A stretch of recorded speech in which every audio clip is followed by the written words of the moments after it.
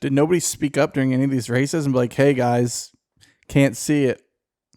No. I thought it, but I just said, I'm aware of it now, and I'll let somebody else f*** up. Never interrupt your competition while they're making a mistake. Following is a production of Dirty Mo Media.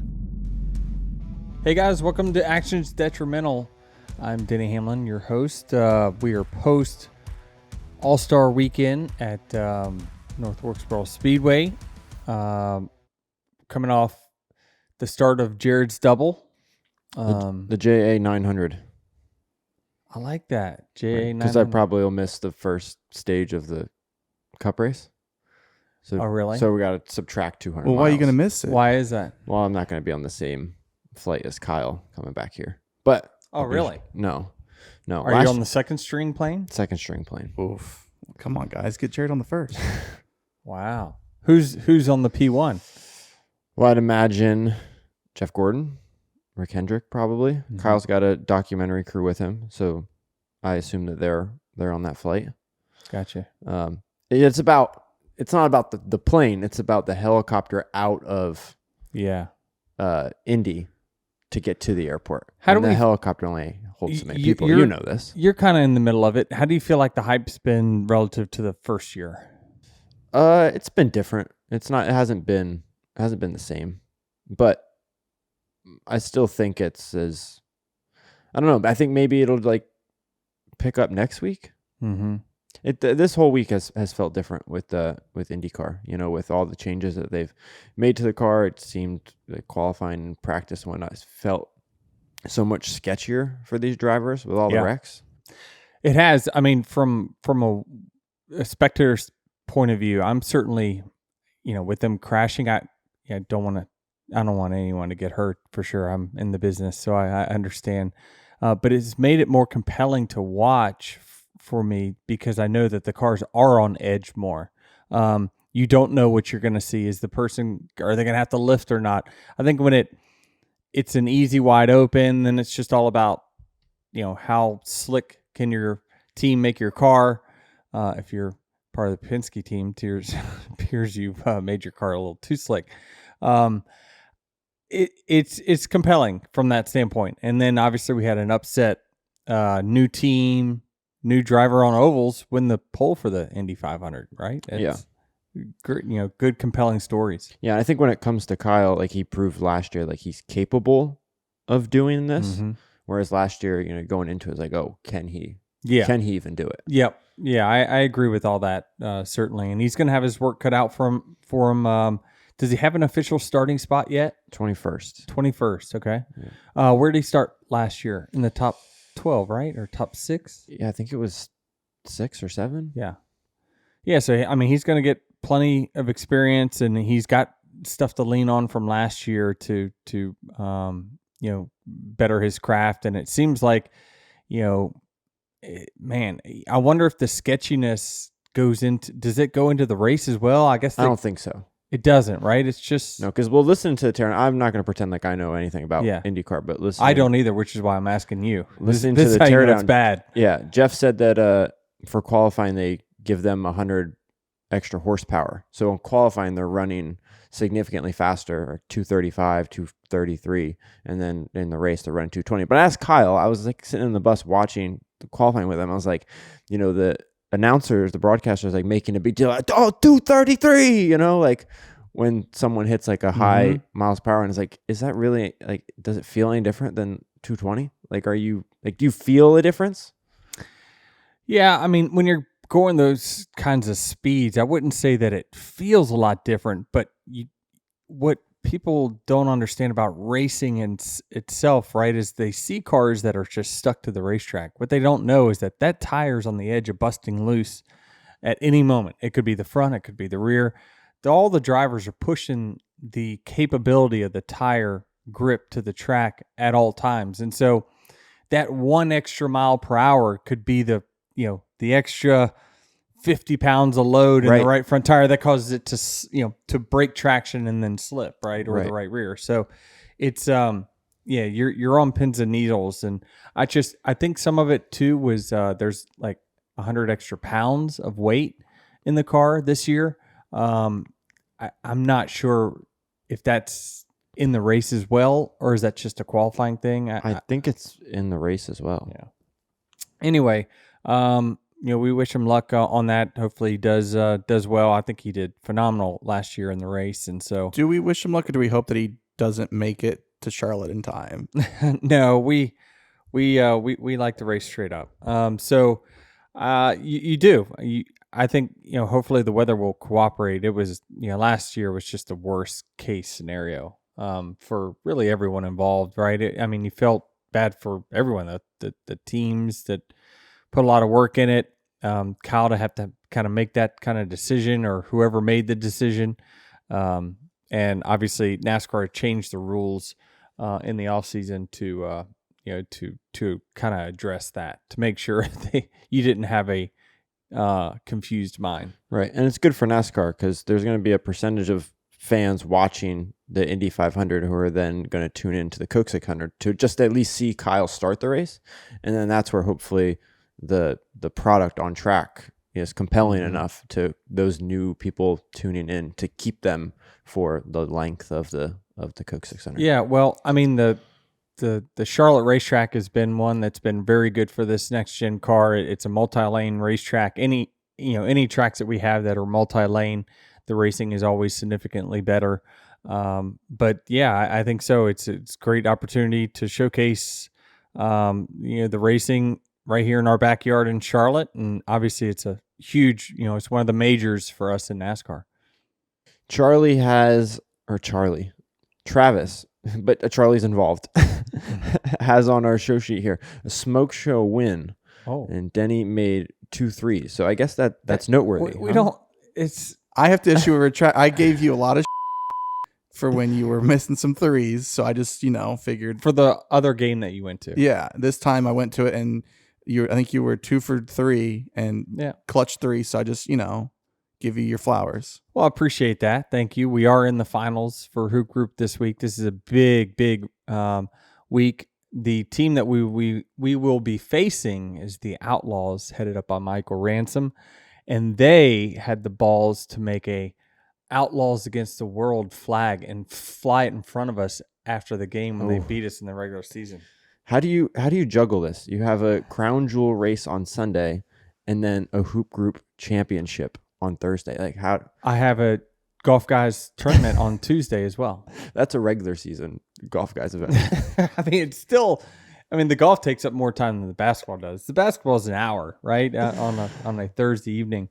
I don't know. Charlotte's always a busy week. It just always is. Also have another child due in the next 10, 11, 12 days, kind of in that range. So trying to get all these things done before the baby comes, and that way we have a little more time at home. But I don't know, Charlotte week, I don't prepare for it any differently than I do any other race. It's just another race. It's very similar to majors and golf tournaments, right? The format is the same. You still got 3 rounds, you still have a cut, things like that, but it just means more, right? You are going against the same competition where, majors in golf, you have, the field's isolated to the qualifying factors are a little different. So it's just 600 miles around that track, 400 laps is a long, long, long time. So, we're going to go through some track changes with it being from day to night. There's some versatility you got to have. It's a big test on the pit crew. There's going to be tons of pit stops. It tests you in every single way. And certainly, we've seen some fuel mileage races there. We've seen some great finishes, last lap passes. It pretty much has it all, which is why we're all kind of a big fan of the Charlotte Oval. Are you worried at all that the struggles of the 11 team the last 3 weeks could carry over into this event? Well, the mechanical stuff you can't be worried about carrying over. Like that's, you just do what you're able to do as a driver, right? I can't, the mechanical stuff is something that, I can't control. And the last 2 weeks we had that. And then the qualifying race, if you didn't watch it, we were, I think if it would have gone more than 40 laps green, we would have gone a lap down. But we were the worst car by a long way. And, to oversimplify it, we just miscalculated, on our adjustments overnight. We didn't miss it. We literally missed a decimal point when it comes to like measuring things, and here's the adjustment that needs to be made. Just to simplify it, I can only tell you that what they call it on Office Space, a Monday detail. You never seen Office Space? No. Oh my God. Oh, Jared, Office Space. You've never seen Office Space? Mm-mm. Remember when they were taking a mundane detail? No, I just Googled Office Space. Oh well, this is not a mundane detail. It was basically what was happening is they were cheating their company. They were taking pennies off of every transaction that the bank was making or whatever. And they created this floppy disk to essentially put a bug in the system to where like fractions of a penny got put into a separate account that they had to control the account.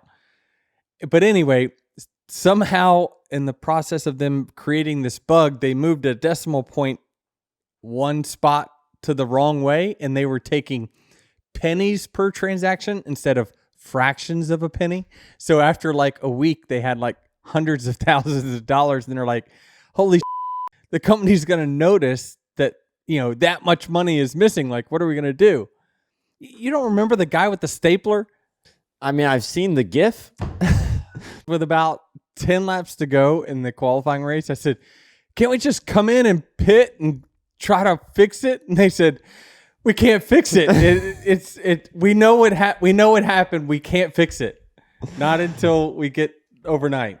But that was on that was on Saturday. So you supposedly fixed it. But yes? now you're like back to where you should be. One. Yeah, we didn't have we didn't have that. How many laps is that race? 60 or 75? I don't know. We didn't have that practice that everyone else had. I still don't. I believe that we should have still shown up closer than what we did. We missed it. It was so interesting. It's funny how the world and the universe kind of works, because I was thinking this week, I was like, if everything can just stay together and like, I don't have mechanical issues, I don't have, just something out of whack. Like running top 5 is the easiest thing in the world. I can't remember the last time I had speed legitimately out of the top 5. And then this week happened, and it was like, the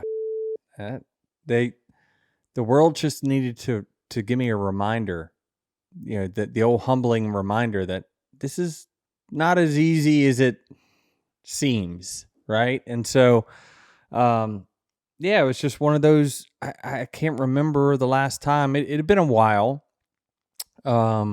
where, and we had fixed the issue from the day before, but our balance was just not there at all. We couldn't get on the right side of it. I don't think there was any adjustments that Chris and the team could have done on any pit stops to fix it.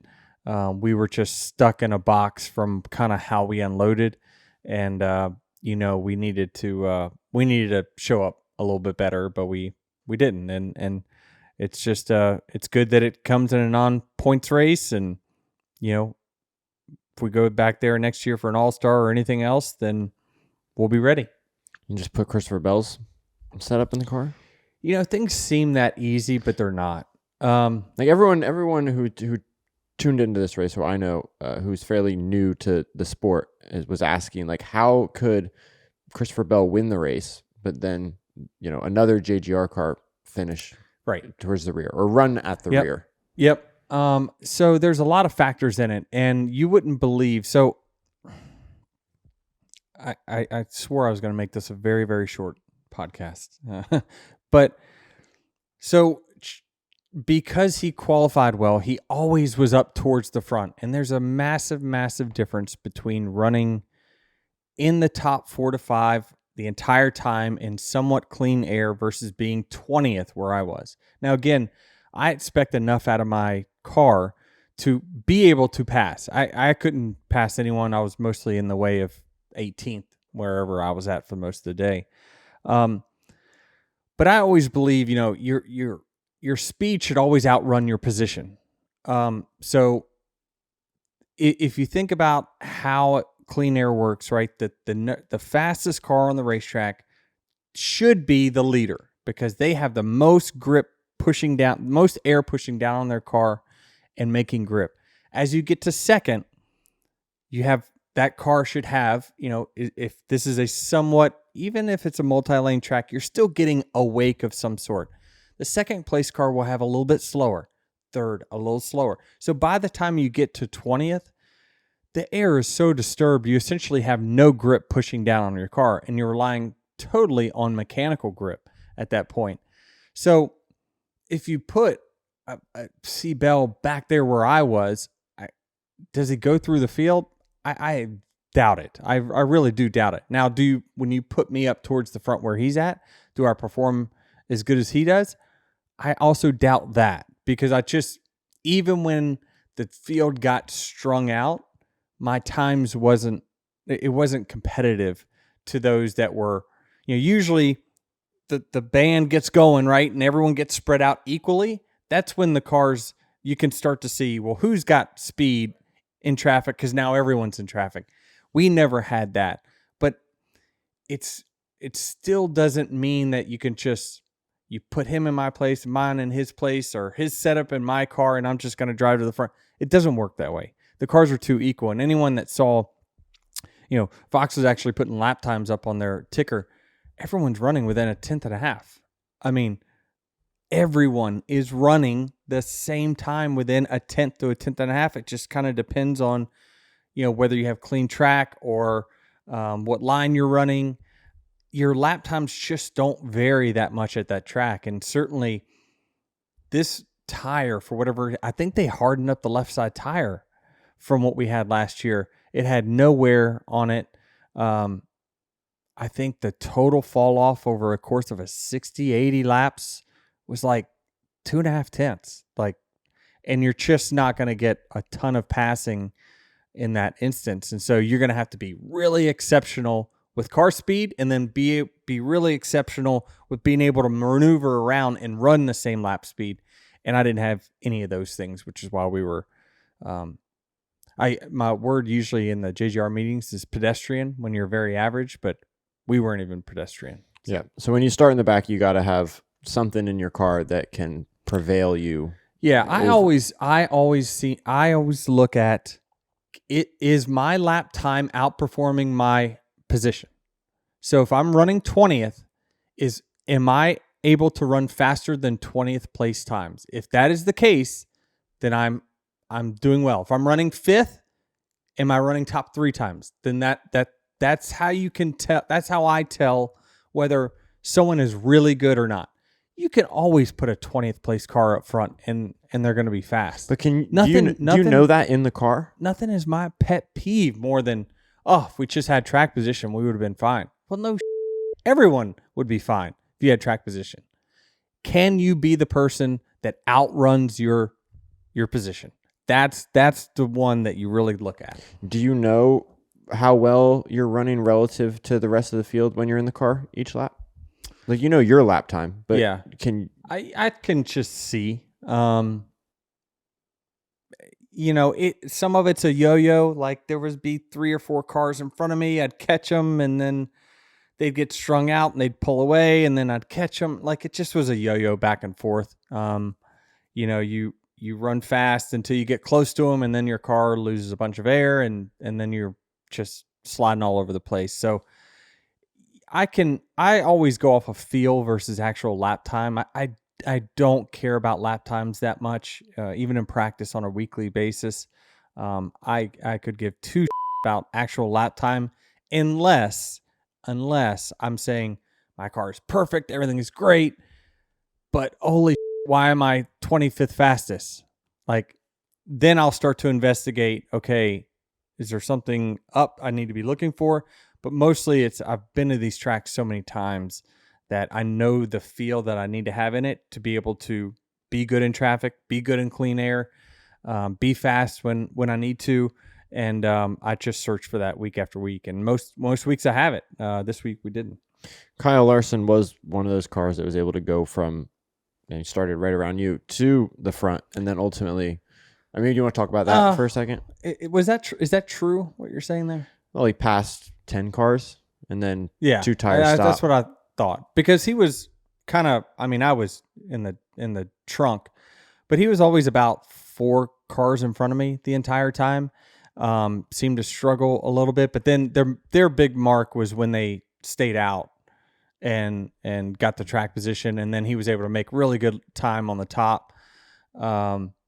And then ultimately busted his ass up in turns 1 and 2 trying to push the groove up. But yeah, it was, I didn't know that anyone really made it from the back to the front. No, not all the way from the back to the front, but close enough to the front that then you could employ some strategy to gain the rest of that track position. Yeah, that was the key. And is if you could get yourself somewhere in that top 5 or 6, then you can be the first on whatever the alternate strategy is, right? It's, okay, if the top 5 pit, we're staying out. So now we're going to be the first of the staying out cars. Or if the top 4 or 5 pit or stay, we're going to pit and we're going to drag everybody with us. So yeah, that's a very key spot.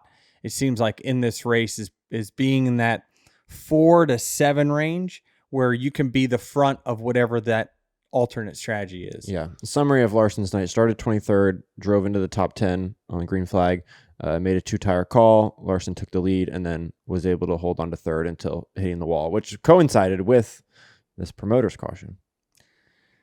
Yeah, I mean, it's not new news. I think new news to Joey. Apparently he didn't know that was a thing in his post race. He seemed very shocked. Yeah, he needed to have a few words with Marcus Smith, as if Marcus Smith or Michael Waltrip was throwing the caution because Joey was leading the race. Mm-hmm. I don't know. That was an odd interview. I listened to it and I don't know. I didn't know. I just didn't know how to take it because it was like, I was listening to Joey and I was like, it made it sound like the 20 just wiped him out or something. And he was all pissed saying, oh, I would have wrecked him had I got back to him.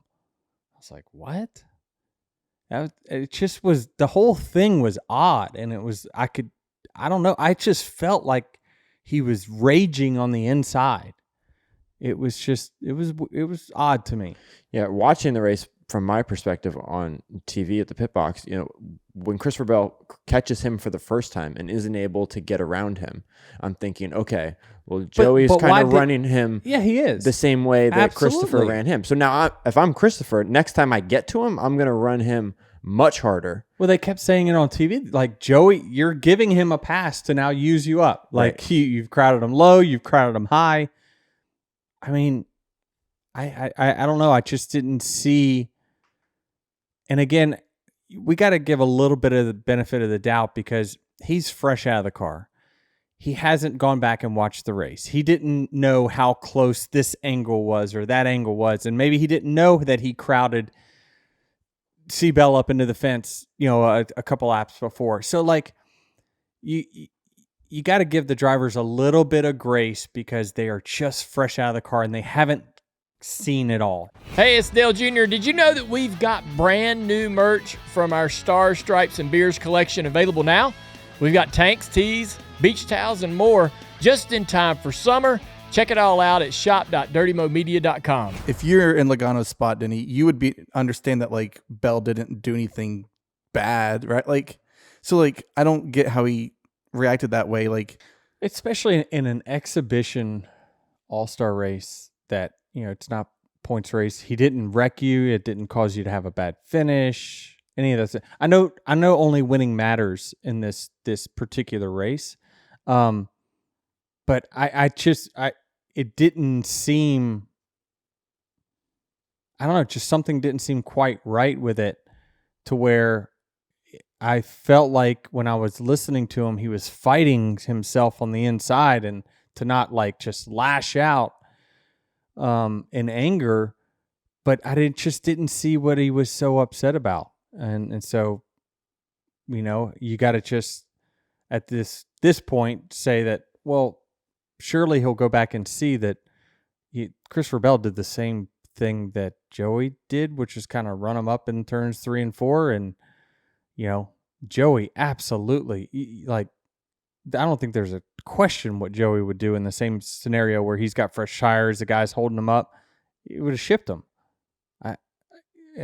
Only results prove that. Nonetheless, it was a great finish. It was a good finish. Product. It was a good finish. Do you think Joey was more mad at the call to not pit, but he can't voice that frustration? And so what other things can be mad at? Truthfully, I thought that it was the right call to stay out when I saw that he had 6 people staying out with him. 5, right? 5.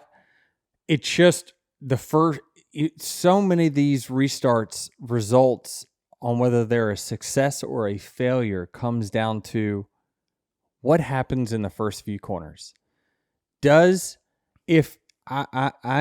pretty certain of this, is that I watched the first corner, and had Christopher Bell not been able to get to the inside of Carson Hocevar, he doesn't win the race. But he got 3 cars in that first lap, and that's when it was over. Once those fresh tires get to 3rd place after 1 lap, you're cooked. And Blaney just dropped, so that your teammate right next to you on the front row is no longer there to help. And I think I saw a radio transmission. Did Blaney say that he hit his ignition switch when he was changing his bias? I did see that, but I can't remember if it was on that restart or where, but I do know that he did that. Yeah, he lost all of his buffer for sure pretty quickly. That Blaney was certainly good enough to put up a fight as well, but really all he had to fight was Ross Chastain, who had stayed out, which, I mean, that was going to be a tough fight, and Ross made it really hard on Seatbelt to get around, but still the overcoming the cooler and fresher tires, and it wasn't really about tire wear as much as it was tire heat, which is why you had to get these guys pretty quickly. Once he got there in the first lap, it just, the job of Joey would have had it. I mean, I don't think that there was going to be any legit defense he would have had to the 20 car to stop him from passing him without absolutely just trashing him. And the 1 didn't really put up a fight against the 20. And Joey said he thought Ross. Well, I thought the 1 was trying to, but Ross probably at that time is thinking, if I fight him, he's not going to go fight him. And let those 2 fight. Maybe Right. they wreck each other, and then Right. I get the win. Exactly. Yeah. Sometimes letting a faster car go to then go battle the car in front of him is your best opportunity to win the race. And I think that that's a pretty heads up move. What did you make of the promoter's caution? I mean, we all knew it was, I think if we did any complaining, we needed to do it before the race and not post. Just simply because while we all might not be in an agreement of it, that it's a good thing or bad thing or is a gimmick or not. Of course it's a gimmick. But how was that race going to play out without it? This race could have been not much. I mean, all I know is where I was sitting all day, the only entertainment I had was kind of watching the leaders and, when I could see them. And it was the same 5 cars for pretty much the whole day. And so I just didn't see much going on there. And so, it came at a time where it puts you to a decision to pit or not to pit. So I think that it accomplished what it was designed to accomplish. We can argue the merits of whether it should or should not have been there, but I disagree with us about it post-race because it affected you in a negative way. Like, you knew you had the opportunity to play one or the other, and there was going to be, there was a chance it was going to be you who, it didn't work out for. I think the frustration comes from the 22 thought that they had the best car. Maybe they did, maybe they didn't. They certainly were one of them. And when you don't win, you get butthurt. Right. Knowing that when the caution is going to come and like how the end of the race is more or less going to play out, that you're going to have the opportunity to pit. Can you create a strategy going into the race that puts you where you want to be in that last 20 laps? Like maybe you wanted to be third to the point where you had to come in and take 4 tires. Yeah, but so much is dependent on when do the other cautions come. Like when's their other cautions? Because we pretty much pitted every time the caution came out, except for one when there was like 4 laps on tires. So a lot of it, while you tried to position to where, okay, in order to take 2 tires at the Marcus Smith caution with 30 to go, we need to take 4 with 100 to go. So you try to do that, but you just never know when the cautions are going to fall. There was a few cautions that fell at times where it made everyone pit. And so I didn't think that it jumbled up that much. It was only really that last 30 laps where you had those 5 cars decide we're staying out. That's what's going to win. And then you had everyone else thinking pitting is the only way for us to win. Do you have any thoughts on how you'd like to see this All-Star race be formatted in the future, or where you'd like to see it go from here? Well, I mean, I always loved it when it was at Charlotte, kind of in our backyard here, and it showcased some great racing, and we had some good formats over the years and whatnot. But All-Star weekends in general is very, very difficult to execute. I would say from a regular season ratings perspective to All-Star, ours is probably as good as any sport is concerned on that. So I don't know that you need to, fix a whole lot. There's things obviously with the car that can be fixed, and tires that, we didn't, only had a couple tenths fall off of the tires, but that's in the weeds. Like general format, things like that, nothing jumps off the page at me. Do you think at North Wilkesboro in general that if this was a regular season points race and you had 40 cars out there, that the racing would be more compelling because you'd get to lap traffic quicker? Maybe. Yeah, maybe. I think that going tonight hurts the racing. I think that there's no question about that. It just levels the field off too much. There's less tire fall off. I think it needs to be like hot. Or we need to go back to the softer left side tire than what we had here last year. But I noticed that was a narrative Fox was pushing pretty hard after the race, huh? They kept asking, what do you think about a regular season? Like, do they have skin in the game? I'm confused on why the push is. But why not? Yeah, exactly. Because we run 38 weeks of the year. Okay, but what does it change? So Jordan Bianchi threw out, just make it 37 sure, points. If you're going to get rid of the Roval, absolutely. But you're not adding a race in this equation. So what's it matter? Don't put it past anyone. More races equals more money. Okay, but what in this idea of just making a points paying, get rid of the All-Star race, why not? I just think from a hype standpoint, you're going to get more hype out of something called an All-Star weekend than you are a regular season race at North Wilkesboro. But if all things are you can, it doesn't make it a bigger event because you decide to pay points. But if you could still do the pit crew challenges if you wanted to, but you just have the race. Like, what changes from the race from a fan standpoint that makes it more fun to watch with the name All-Star versus North Wilkesboro 400? Nothing. It's in your head. It's a little. There's nothing that makes it more exciting. I think it's a thought that it's getting embedded in people's brain, but it's not. You're not going to see anything different. Putting all the cars out there now, you got 400 laps. The intensity is probably a little less. I don't know. I mean, it's sure. Let's do it, but let's take off. Another racetrack. Don't add anymore. That's for sure. We've got enough. I didn't think anything All-Star about yesterday. I mean, The introductions I were get it. boring. Like I understand. But that's the challenge of All-Star weekends in all sports. They all have issues with making it exciting and compelling. I think it's They all unfair to struggle. compare NASCAR to these other sports because football players aren't going to be hitting each other. For the most part, It's the injury. We're not afraid of the injury aspect as much as other sports Yeah. are. So we give 100% no matter what, where other All-Stars are, less. yeah. But even All-Star weekend, like, was there like 23 cars in the race?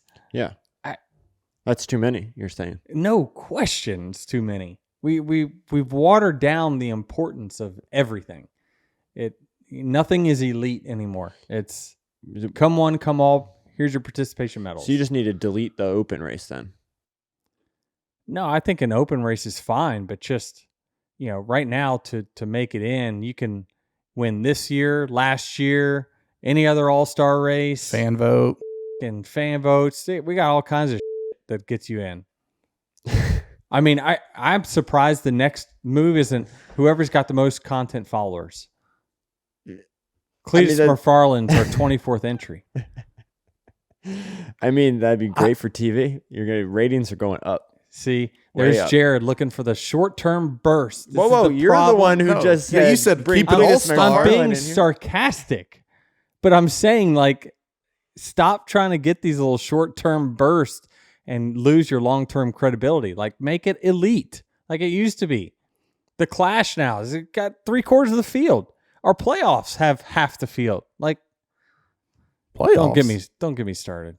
It's just make it hard. Did you watch the truck race? Obviously, you watched the truck race. Yeah. on Saturday. I did. Very similar to the end of the Cup race, only it wasn't. I thought that it was an ambitious move by Layne.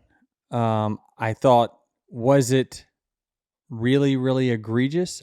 I did not think so. Did I think Heim had a reason to be pissed? I do, because not only did he not get an opportunity to, race it out in turns 3 and 4 to the checkered, he got spun out, and it turned from him potentially winning or finishing second to having a bad finish. So I definitely see both sides of it. I think that where the frustration comes from, you understand it from Heim's side, right? Is that the kid is far more superior than his peers in performance right now. And frankly, I think if he was going up against better competition, he'd win more races. I know that's backwards, but he's really just gotten taken out by circumstances or mechanicals or green-white checkers or things like that. But I think the frustration comes from there's not an effort to actually try to pass anymore. So when you see what led up to this is it was Chandler before this the last caution. Chandler, like, once he got within a car length of Heim, he shipped it into turn 3 and just ran into the back of him, like just tried to knock him up the track as hard as he could. And I think a lot of this is essentially Corey's in these guys' heads that they can't beat him. They can't beat him straight up. And so they're taking every opportunity to get as close to him as they can. And in that, they're wrecking him. It's the only short way I can is put it, is that they're taking him out essentially. And so Chandler knocked him up. There was a caution that saved Corey, put him back in the lead. And then when Riggs got close to him, could he have tried to work the bottom of 1 and 2 and stayed beside him through 3 and 4 and then washed him up coming to the checkered? Maybe, but he never gave him that opportunity. He shipped it in there and he tried to slide job on a track that is very, very difficult to do that. I saw a few people try it. There's just not enough room at that track to do it. Not enough space. Not enough decel time. So yeah, it just I didn't love the move because it was it definitely reeks of desperation, but that's where Corey's got these guys right now in desperate mode. Right. He doesn't win the race, which he's obviously disappointed about. But like, again, in the grand scheme of things, does it even matter? Like, he's clearly showing It matters to he has him because talent. these are race wins, right? These are trophies being taken off your shelf. These are accomplishments. He's not going to be in the truck series forever. So you only get an opportunity to win, a certain amount of races while you're in that series. And the money's not a lot, but it's something too. Yeah, we never know how bonuses are paid or anything like that. Well, so and the team it all too. matters. It all matters, right? And so what I did like to see is, I thought that he said his piece. His team walked with him to accompany him there, and the front row team with Riggs's team, they stood there. They let him. No one tried to stop anyone from doing anything, which I applaud the teams for doing that. Let the drivers say what they want to say. It wasn't any pushing or shoving or anything like that. He got his point across and walked away. And so I didn't see anything wrong with the post race or anything. Layne Riggs's interview where he's like, yeah, I didn't do anything wrong. I think there's some half truths and half false there. To be 100% fair, did he go in there and like wipe him out? And, no, but he left him kind of no choice. Very similar to kind of the Larson thing at Pocono, where like once you get the guy up in the fuzz, I don't know that they have a whole lot of choice left. Right.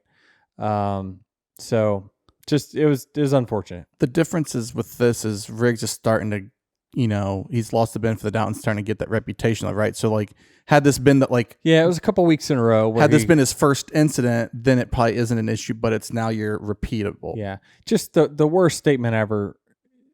Any of the new drivers saying, "I'm doing what I had to do to win the race." Like, you don't have to do those things.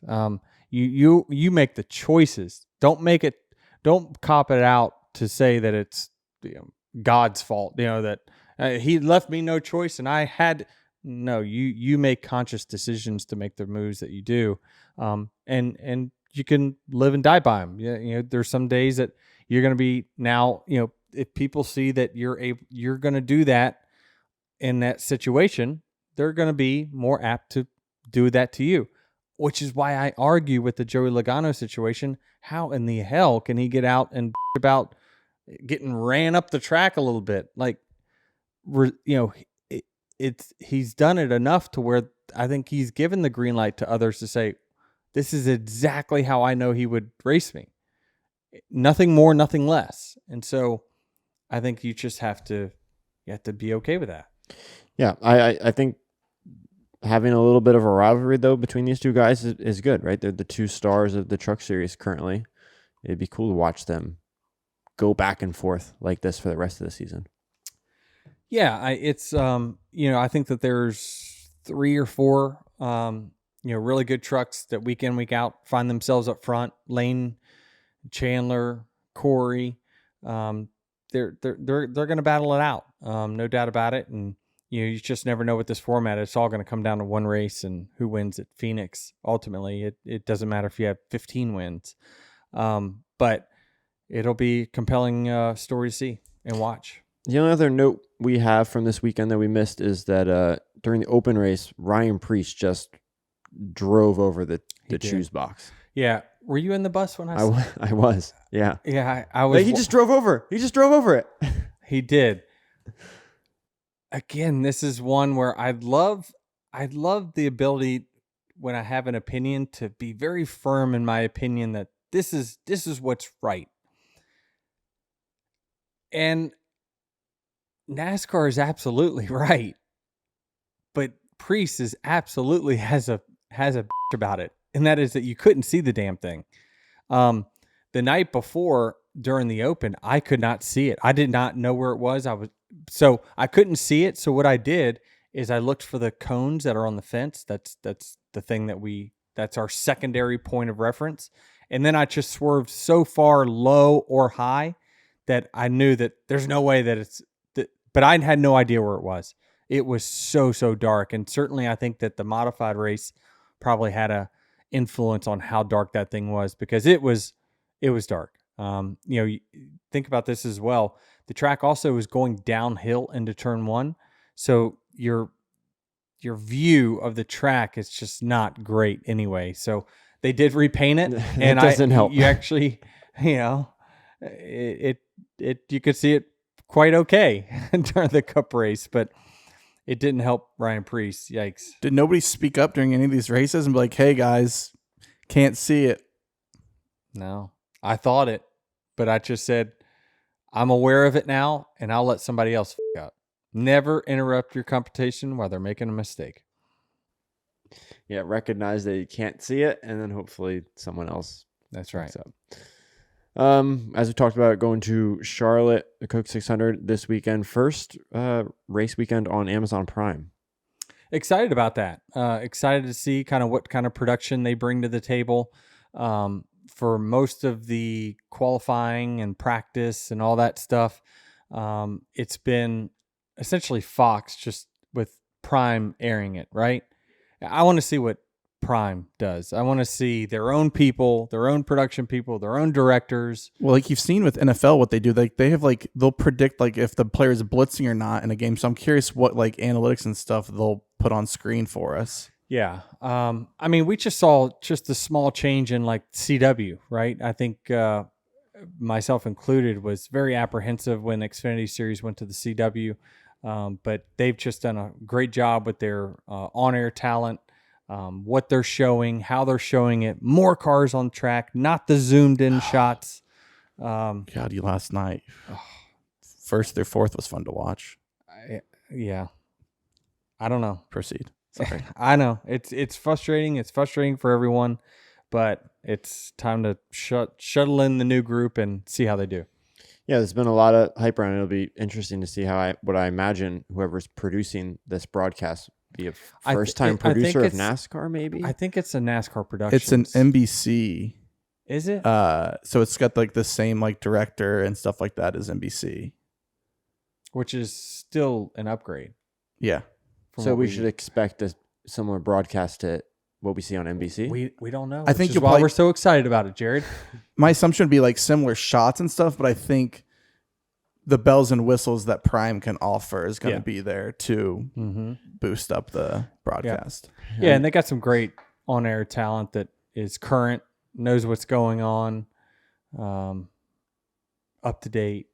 Yeah, all those things. So we'll see how it goes, but excited to see them be part of the team. Yep, races at 6 p.m. on Amazon Prime, as we mentioned, Sunday, of course, and then Saturday practice and qualifying also on Prime, starting at 1:30. Travis has on here, last 3 points races you finished outside the top 20. Great stat, Travis. I'm sure Denny loves to hear that. How important is it to have a good day on points? I mean, I just want to win when we're capable of winning. I want to run good. I want to have speed, and we have that every single week. This week, again, just brought me a little bit back to reality about Cup Series racing and how hard it can be sometimes.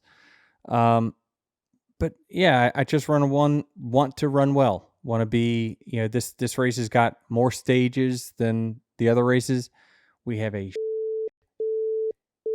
keep pressing that button. Draw. We're going to go out early. We're going to qualify like dog, and we're probably not going to get very good stage points early on. And hopefully we just make our way to the front as the race goes on. And those of y'all don't know, we have a crap draw in qualifying because we finished like crap for the last couple weeks, and I keep dropping in the points because of my bad finishes. And it's compounding. Now it just keeps getting worse. So I'm probably going to go out, I don't know, third, fourth, fifth. Well, at least this is a long race to give you the chance to finally get back up there and get a good finish. So then the following week you can qualify well. But it's just it's frustrating because this is a race where if you are really good, you can pile up a lot of points. This race pays more points than any other race that we have all season. So, maybe we can get some cautions or something. No Denny Downer this week. Let's go. I know. It's just, man, I hate starting in the hole because of something that happened 2 weeks ago. Press the button. All right. And well, because of it's here in Charlotte, big week for all the hometown race teams. Junior Motorsports and Dirty Mo Media Fan Day is this Thursday, May 22nd at JRM Shop in Mooresville. Just punch in Junior Motorsports into Google Maps or Apple Maps, whatever you like to use. Autograph sessions, food trucks, live shows on the Lionel stage. Sirius XM Radio will be broadcasting all day starting at 10 a.m. Bless Your Heart with Dale and Amy goes live at noon, and then Door Bumper Clear kicks off at 1 p.m. with Jordan Bianchi. I'll say something about Bless Your Heart. The Jordan, she is a big fan of Bless Your Heart. She loves watching Raving reviews in my family. Is it? Yeah. Yeah.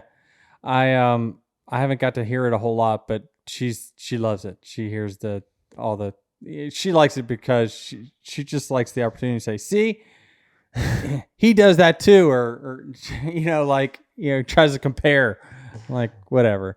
But appreciate you guys tuning in. Go check out Fan Day at Junior Motorsports this Thursday, and we'll see you guys next week. And then Airspeed. Oh, Airspeed, yeah. Airspeed. If you're in town, stop at Airspeed. Giveaways, special appearances, photo ops. Yeah, I think that what we're going to do there is a little different than our Airspeed premiere from last year, but we're going to have some drivers and myself kind of... It's Spirit Week, they're calling it. Give like little tours or show around. We'll have little time slots depending on when you show up. We'll be there to say hello and sign autographs. And I think if you wear 2311 gear, there's a chance that you get stuff, I believe they said. Oh, right on. Perfect. Well, we'll see you guys this week.